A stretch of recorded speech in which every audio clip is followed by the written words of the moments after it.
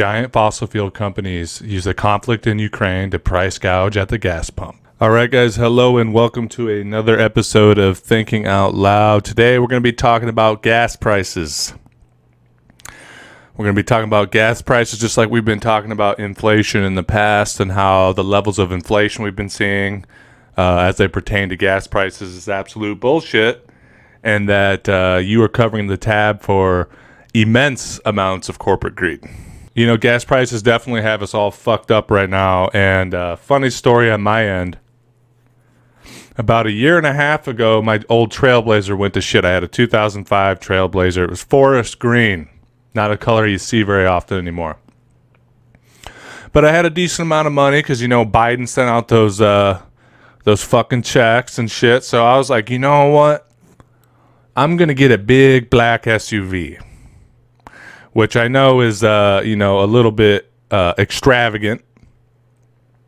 But my reasoning for getting the big black SUV was I like to drive around town and I like to get my groceries and pay my bills. And when I do that, I like to pretend that I'm a rapper and drive around with my windows down listening to Mobb Deep. Especially sometimes I'll roll the windows down just because there's an old lady next to me in her like little sedan. And at the time it seemed like a great idea, and all the hours I've got, you know, cruising around town, feeling like a rapper has been pretty positive. But now I'm starting to regret that because it cost $100 to fill up my fucking tank the other day. But yeah, guys, so everyone has gas prices on their mind right now. It's extremely expensive, especially with inflation already being an issue. So like I said, we're going to dive into this here. I got a lot of stuff I want to try to cover, but we're going to try to keep it short. First thing we're going to go into is this right here. It says Shell's profit jumps, riding higher prices for oil and natural gas. Europe's largest energy company said it would use some of the earnings to buy back more shares and increase its dividends. So yeah, throughout all of 2021, the price of gas was going up exponentially, has been going up exponentially, because in 2020 a large portion of the economy was shut down. So fuel prices were extremely low. I believe it got down to less than $1 a gallon at one point, which for a privatized for a country that has privatized fossil fuel, that's pretty fucking crazy. That's why I bought the SUV. Even though I should have known better. I said, wow, Trump's president and gas is less than $1. Maybe it'll last forever. And now I'm obviously regretting that. So yeah, these profit jumps are a result of the economy opening back up. They've been going up pretty quickly, but over a gradual period of time over the last year. And these companies have been making a lot of fucking cash, which we'll get into more later. But as it says here, they're going to use a large portion of these earnings to buy back more shares. You know, rather than passing some more, I mean, obviously they're not going to do this, but rather than pass on some of these extra earnings after we all went through a pandemic together, we're all in this together. Rather than pass some of that earnings back on to working class people by charging less for gasoline, they're going to do stock buybacks, which artificially inflates the price of stock, which makes them even richer. So they're taking the money that already made them rich, buying back the stocks so that it looks like their stocks are worth more than they actually are, thereby making them even richer through some weird fucking computer science. So that's what's been going on with that. And then we have this right here. Let me pull this up here for you guys. It says here the U.S. and U.K. will pursue Russian oil sanctions without Europe. So obviously this is in light of a few days after the invasion of Ukraine by Russia. Hopping into this right here, Russia's war is raising gas prices and roiling financial markets. So the price of gas, the price of crude oil, things like that, natural gas as well, was already going up in countries that had privatized fossil fuel infrastructure for quite some time as a result of the pandemic being on the downtrend. And then this invasion happens. That anytime there's any sort of major conflict, especially a conflict that involves a superpower or a global power, you're going to have market volatility. And then, of course, like I posted up on here, the U.S. and U.K. banning Russian oil imports just added to that market volatility. And now we're seeing the price of oil and gas go up daily, which we're going to get into right here with some of this New York Times article. It says here, it's getting to the point where you're better off filling up your gas tank in the morning because the price will be higher by the time you drive home. This is an exaggeration, but not much of one. The price of gasoline was already rising before Russia invaded Ukraine on February 24th, and it has risen every day since then.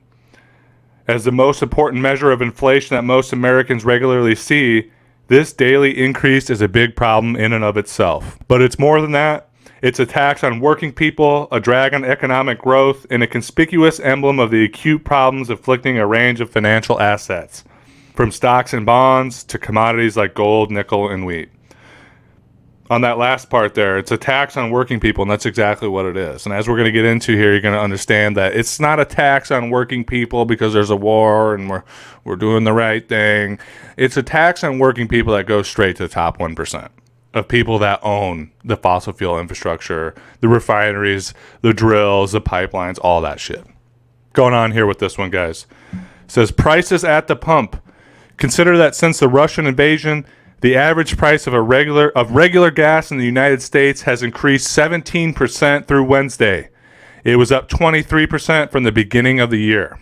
23% from January to February 24th. That's already a huge increase. That's obviously a huge sign of inflation or price gouging, like we're going to get at. But 23 cents from January 1st until February 24th. That's a lot, but it's not that much. And then in a single day, on Wednesday of the time the article came out, it went up 17% in a single day. More than it had in 2 months. That's fucking insane. On Tuesday alone, the average price of a gallon of regular rose 8 cents to $4.25 from $4.17, according to statistics compiled by the AAA Motor Club.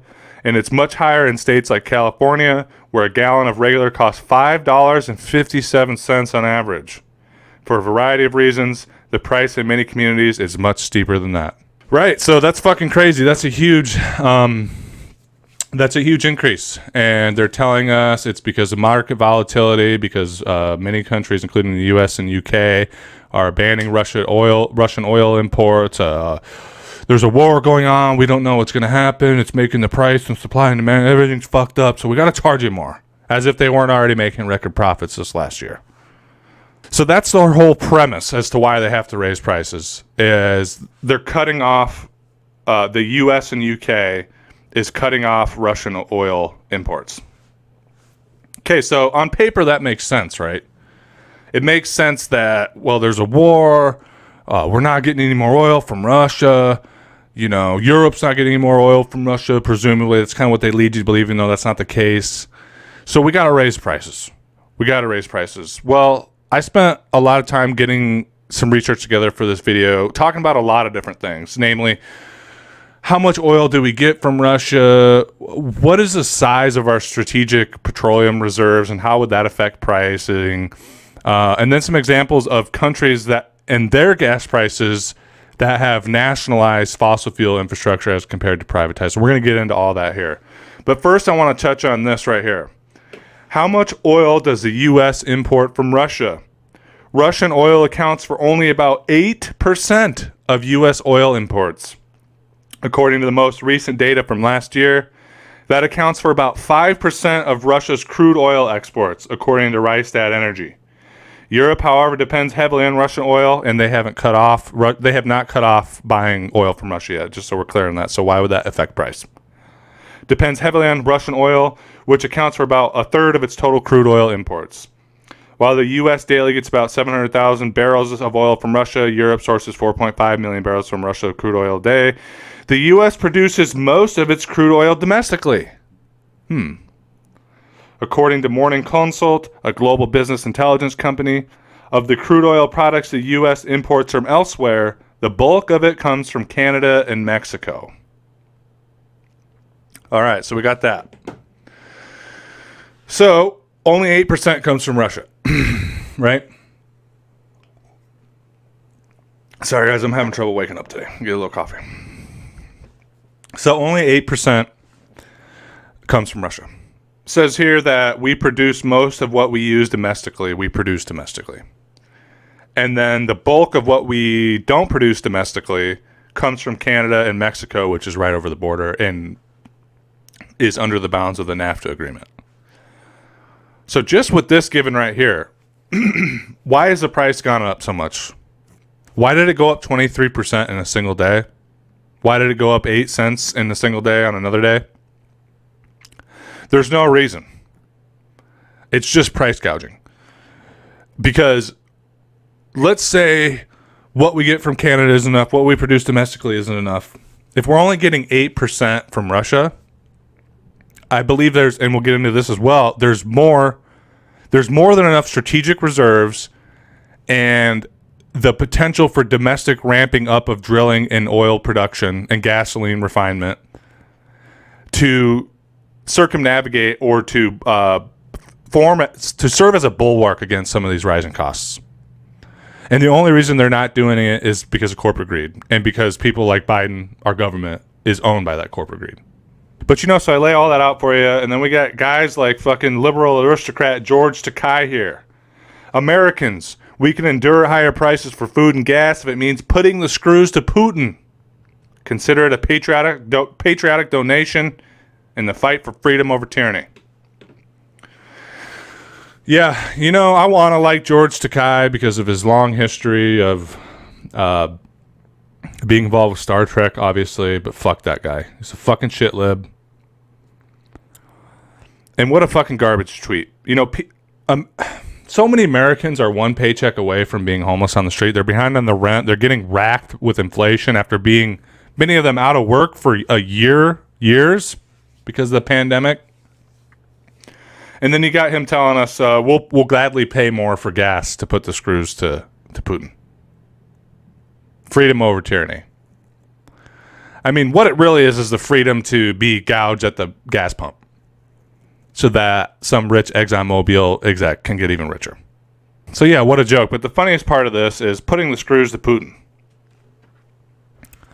If you've been watching the news, if you've been taking the independent media, you can see that these sanctions aren't really having the effect that they were intended to have on Putin and on Russia, which if you know anything about sanctions and you've looked at the sort of effect that they've had on changing foreign policy over the years, it's almost zilch. They don't work ever. But yeah, we're really putting the screws to Putin because we're not going to get the 8% of our oil from him anymore. That's going to make a huge fucking difference, I'm sure. Europe hasn't shut off oil coming in from Russia, where presumably he sells most of it, and then I'm guessing a majority of the rest goes to China. So yeah, we're not putting the screws to Putin. It's not doing anything to help. And we're still paying more. Thanks, George Takei.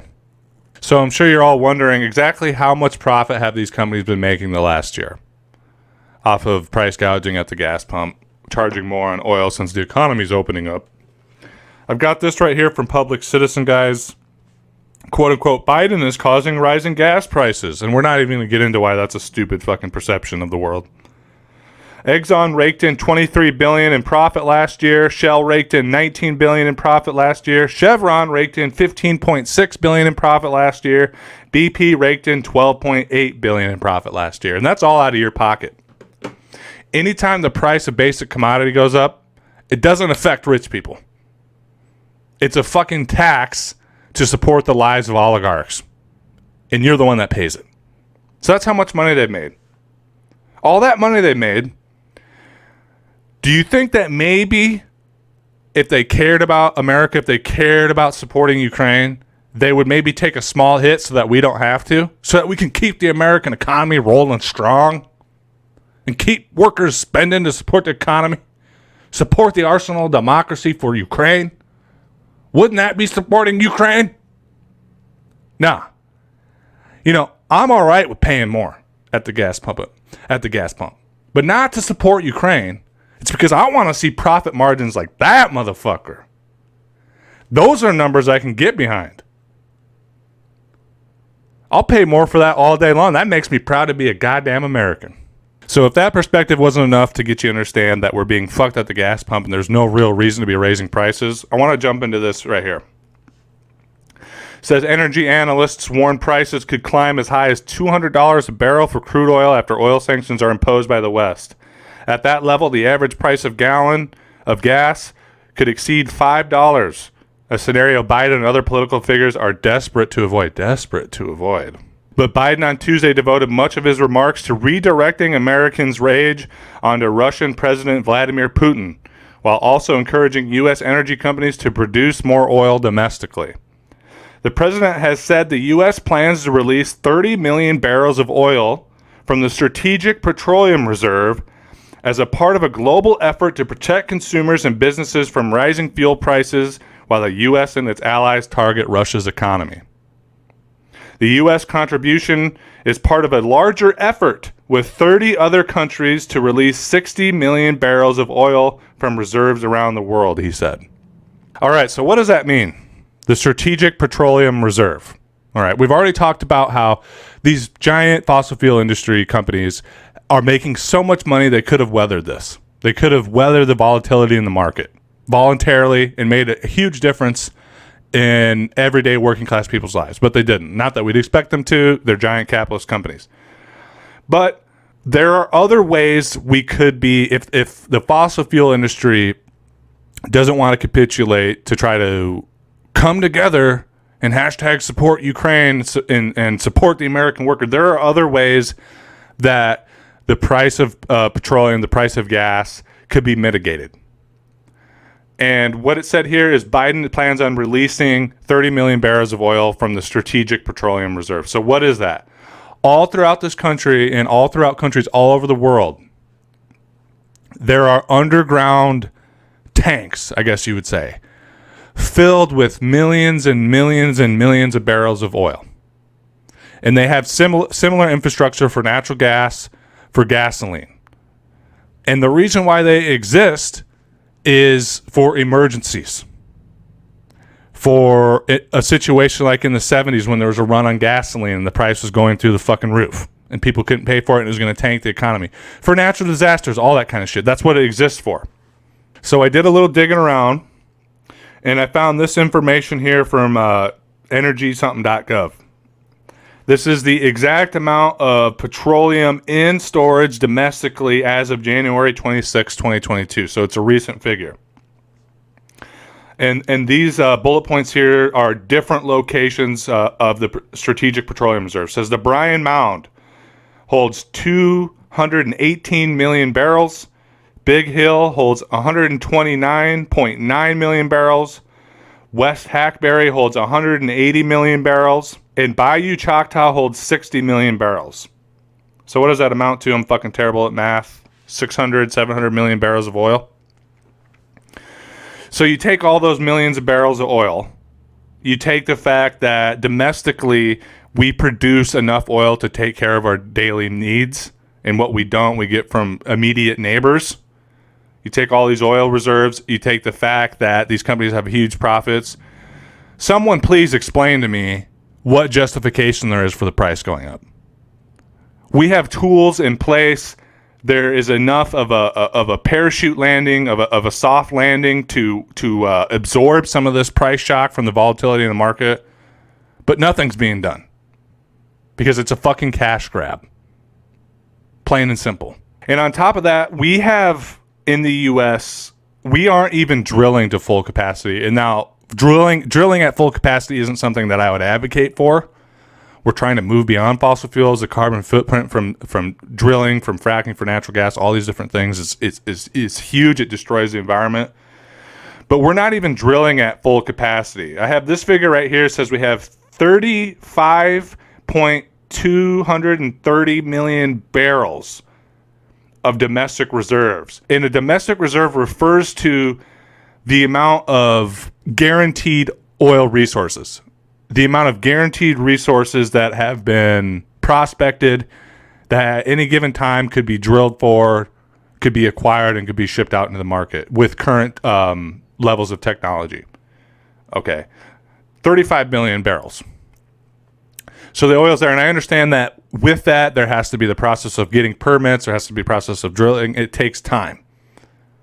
But it's just another example of how, given that reality, and given the reality that currently right now, the U.S. government has approved thousands upon thousands of drilling permits, and they're just not working on them. They're just not building infrastructure on them. Given the reality of all that, the fact that there is even more oil for us to be had domestically, and with a short investment of time and money, they could drill even more and bring the price down and have more than enough to go around. More than enough, presumably, if you really wanted to ramp up, to handle a lot of Europe's energy needs as well.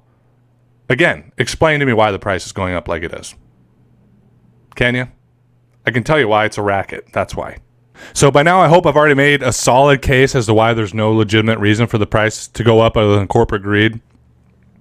Even given the free market system we have for energy, for fossil fuel infrastructure, even given the free market system, we have plenty of pressure valves, we have plenty of reserves, we have plenty of ways of going to other nations diplomatically to increase imports from them rather than dealing with Russia. We have all these things that involve the free market and current government institutions that already exist to weather this sort of situation, that there's no reason the price should be going up. But if that isn't enough of a case for you guys, I got this right here. Remember this scumbag, Richard Nixon? This is referring to Nixon shock. The Nixon shock was a series of economic measures undertaken by President of the United States, Richard Nixon, in 1971 in response to increasing inflation, the most significant of which were wage and price freezes. Surcharges on imports, and the unilateral cancellation of the direct international convertibility of the United States dollar to gold. A little more detail with this, guys.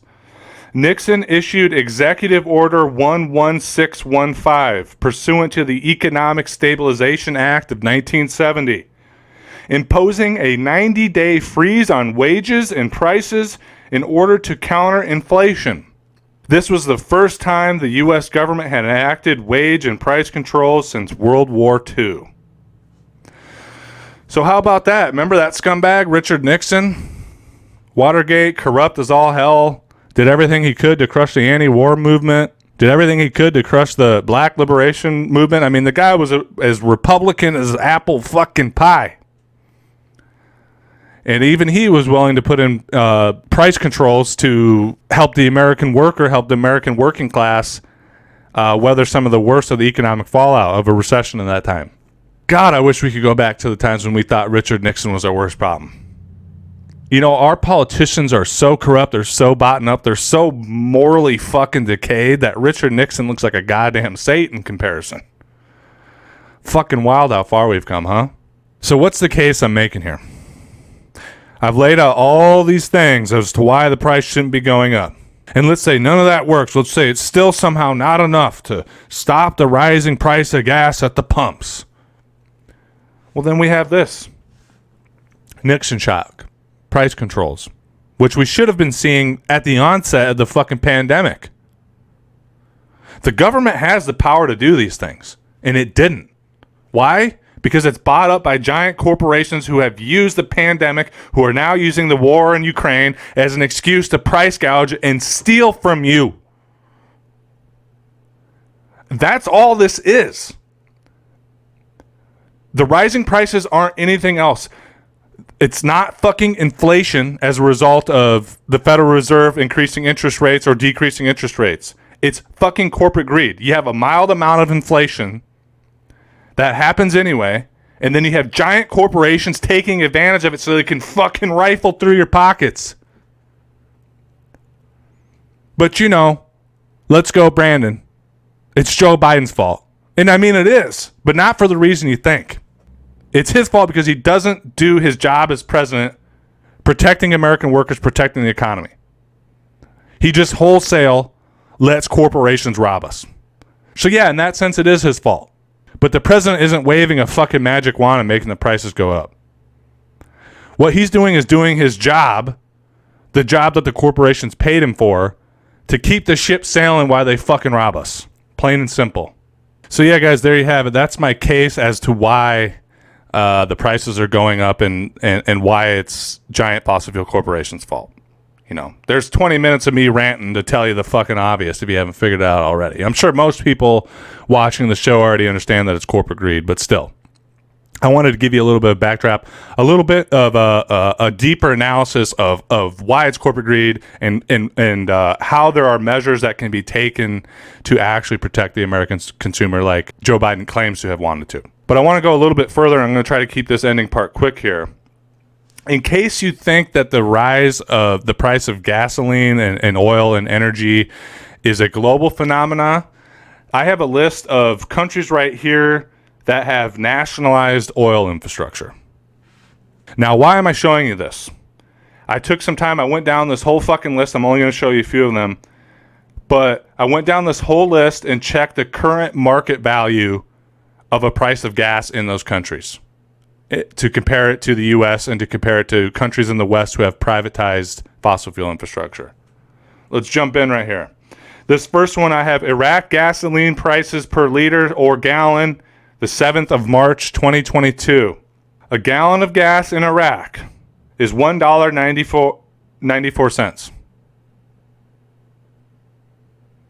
That's a lot better than $5, ain't it? Let's see what else we got. I got Iran.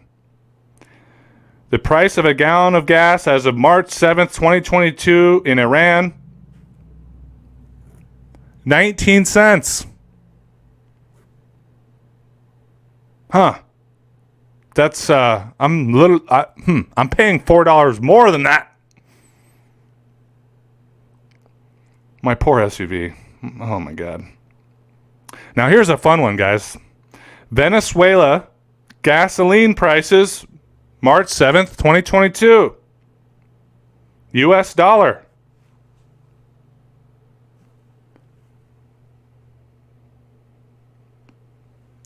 $0.09 for a gallon of gas.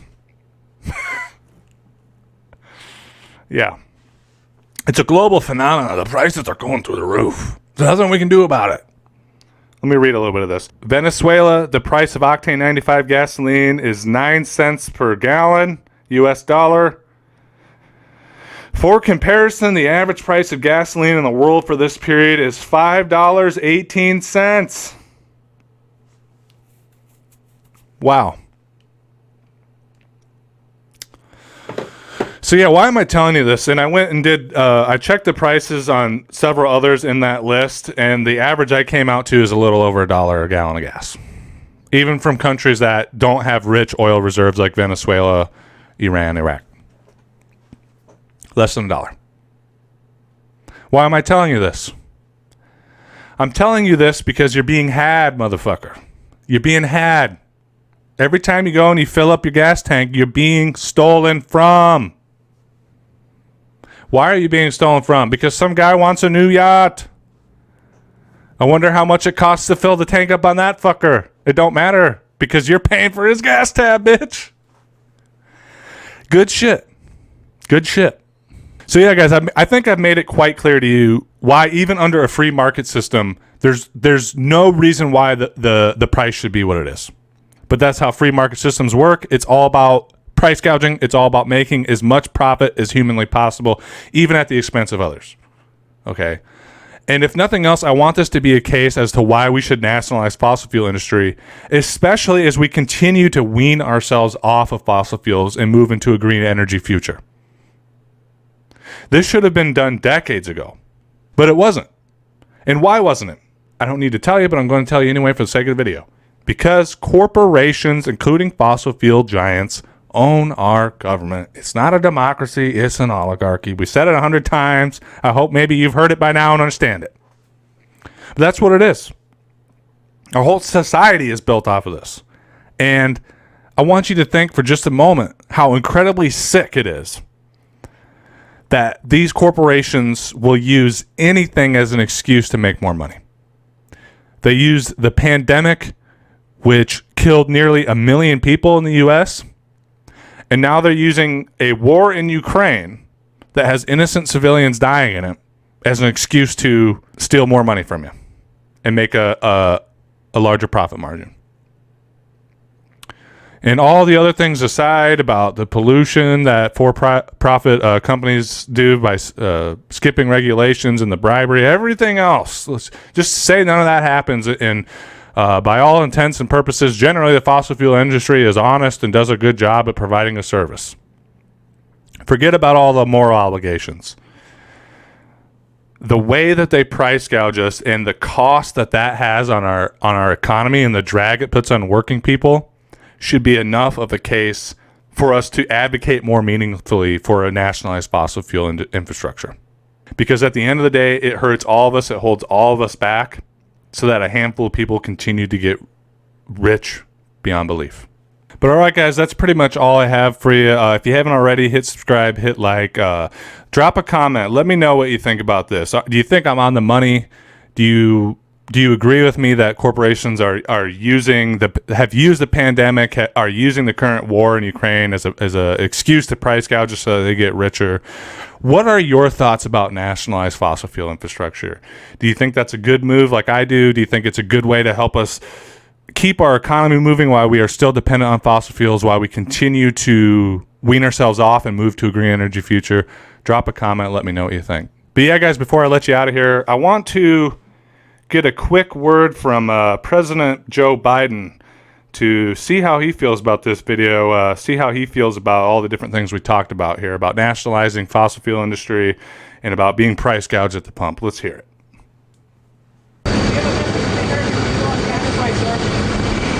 Gonna go up. Can't do much right now. Russia's responsible. Well, there you have it. Maybe I'm wrong about the whole thing. If President Biden says it's because of the Russians, there's not much he can do about it. I guess there's not much we can do about it. So when you go to fill up today, just try to keep a stiff upper lip and a even-keeled chin, and remember that you're supporting Ukraine in the fight for democracy against tyrants like Putin. And that's what you're paying extra for. God bless America. But all right, guys, that's all I have for you. Thanks for watching. As always, it's great hanging out with you, and I'll speak with you again soon. Bye.